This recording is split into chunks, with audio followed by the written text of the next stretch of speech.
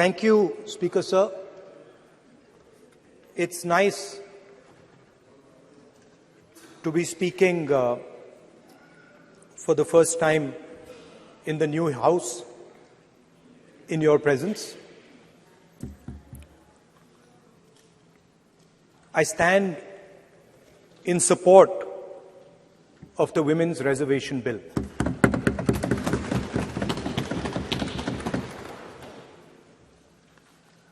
Yesterday, I was listening to the discussion and the issue of the Sengol came up. And there was a conversation, a to and fro, about the Sengol. And also a little bit about the conversation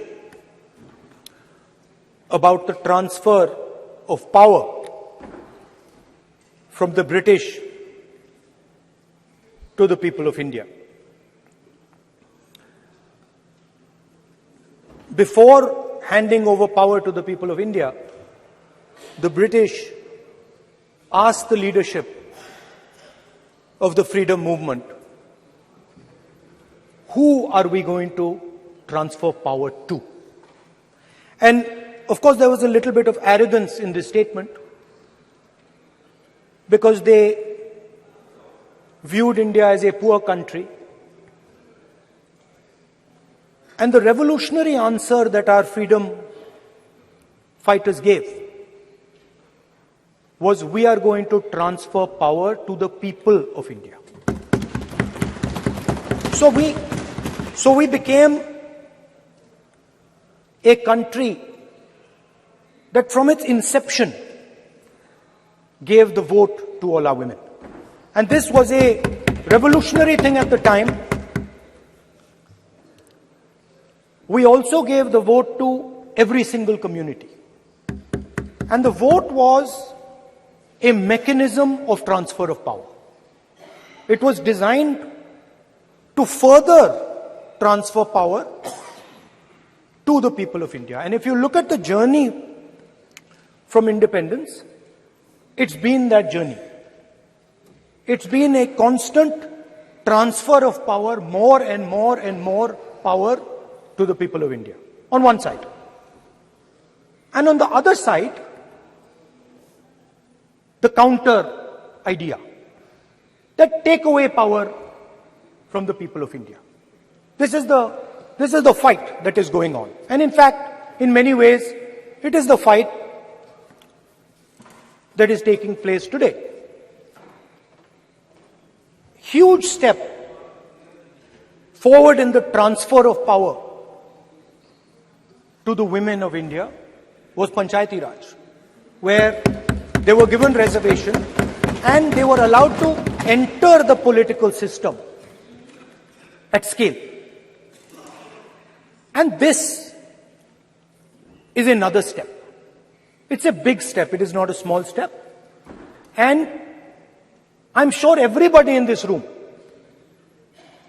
the treasury benches, the opposition, everybody agrees that this is a very important step for the women of our country. They fought for independence. They are as capable as any man, in many ways more capable, and should be given as much space as they possibly can be given. There is one thing, in my view, that makes this bill incomplete. I would like to have seen OBC reservation included in this bill. I think it is very important that a large chunk of India's population, large chunk of India's women should have access to this reservation. And that is missing in this bill. There are also two things that seem strange to me. One is the idea that you require a new census to to implement this bill. And the second is that you require a new delimitation to implement this bill. In my view, it is quite simple. This bill can be implemented today by giving 33% of the seats in the Lok Sabha and the Vidhan Sabha to India's women. And so I wonder if this is not designed to push the ball forward. To push the ball forward 7, 8, 9 years, and then let this thing play out the way it does. I know my friends tend to like to take the attention of people away from other issues. You know, there is of course the Adani issue, which is they always want to take the attention away. But there is another, I would like to say that. One of the things that, this is quite a nice building. Nice peacocks. Nice peacock feathers on the ground.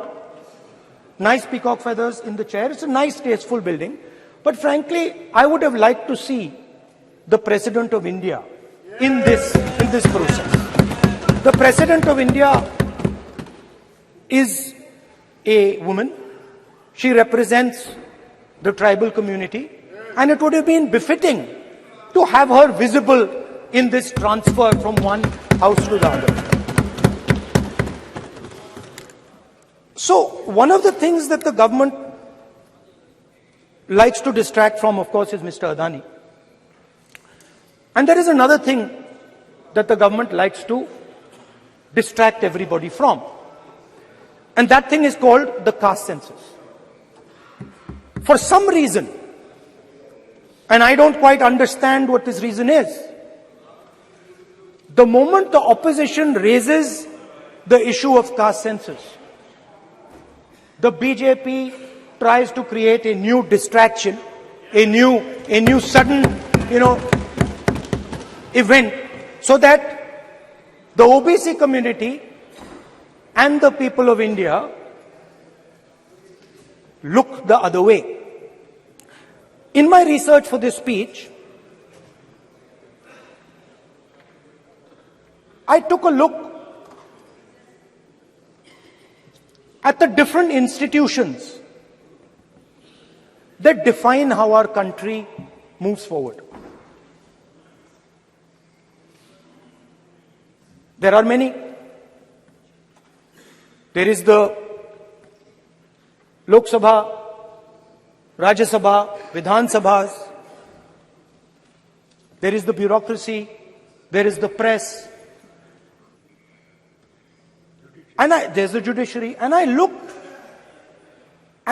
with an eye to understand what is the participation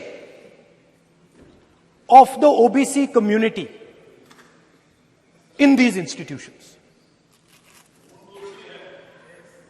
मतलब हमारे जो institutions हैं उनमें OBC की भागीदारी कितनी है, ये सवाल मैं पूछ रहा था और मैंने अलग अलग इंस्टीट्यूशंस में थोड़ा रिसर्च किया.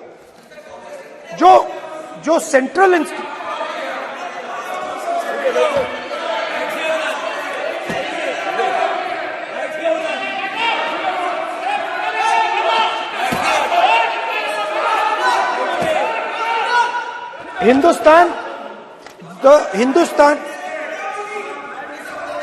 the central, don't worry, don't be scared, we are discussing, डरो मत, हम कास्ट सेंसस की बात कर रहे हैं, डरो मत.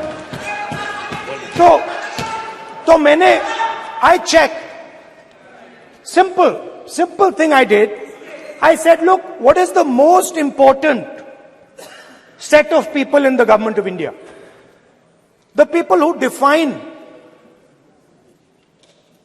how this country is governed. Of course, Lok Sabha and Vidhan Sabha, but beyond that, they are the 90 secretaries of the government of India.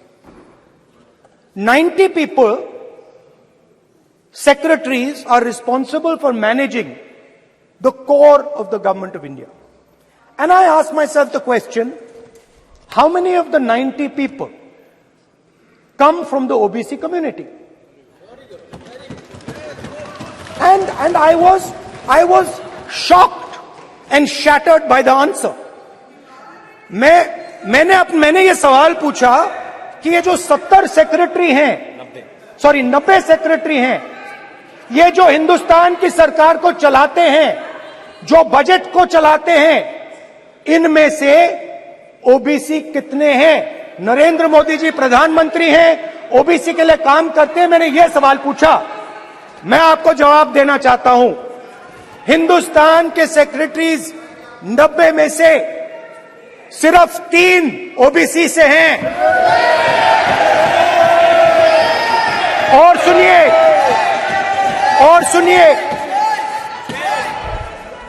सुनिए, नहीं घबराइए मत, डरो मत। और सुनिए, ये जो सेक्रेटरीज हैं जो ओबीसी कम्युनिटी से हैं, ये हिंदुस्तान के सिर्फ 5% बजट को कंट्रोल करते हैं। मतलब अगर हिंदुस्तान का बजट 44 लाख करोड़ का है, तो ये 2.47 लाख करोड़ मतलब 5% कंट्रोल करते हैं। और सुनिए, मैं कर रहा हूं, मैं वहीं आ रहा हूं।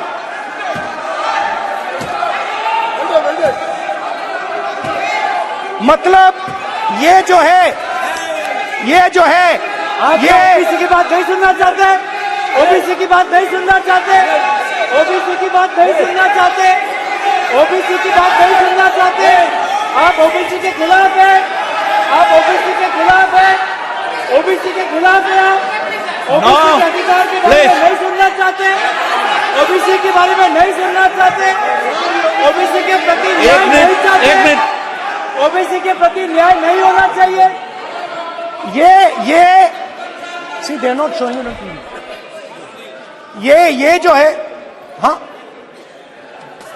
मैं माननीय सदस्य से आग्रह करूंगा, एक मिनट रुकिए। माननीय सदस्य से मैं आग्रह करूंगा, एक तो ये महिला आरक्षण बिल है, और दूसरा सभी माननीय सदस्य समान है।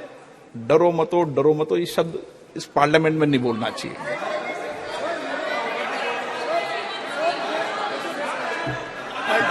सर, ये जो डिस्कशन है, sir, speaker sir, this discussion,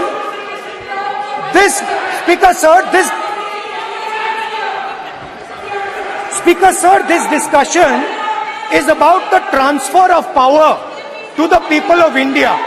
The women being one group of the people of India and the OBC community being another group of the people of India.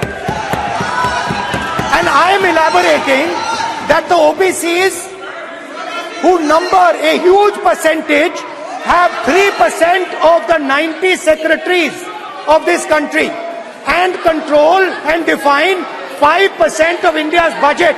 This is an insult and a shame to the OBC community. ये OBC community का अपमान है। तो सवाल उठता है कि इस देश में कितने ओबीसी हैं, कितने दलित हैं, कितने आदिवासी हैं, और उस सवाल का जवाब सिर्फ कास्ट सेंसस से मिल सकता है। तो मेरा सरकार को एक सुझाव है, सबसे पहले ये जो महिला का बिल है, इसको आप पास कीजिए, आज पास कीजिए, ये जो आपके लागू कीजिए, और ये जो डिलिमिटेशन है जो आपने बोला है, और ये जो सेंसस है, इसकी कोई जरूरत नहीं है। 33% आप महिलाओं को सीधा दे दीजिए। और दूसरी बात, इसको बदलिए, इसको आप बदलिए। कैमरा नहीं है सर, कैमरा नहीं है, आपको ही दिखाएंगे सर, पूरा भाषण में आपको ही दिखाएंगे। ये आप बदलिए। ये जो लिस्ट है, ये ओबीसी समाज का अपमान है।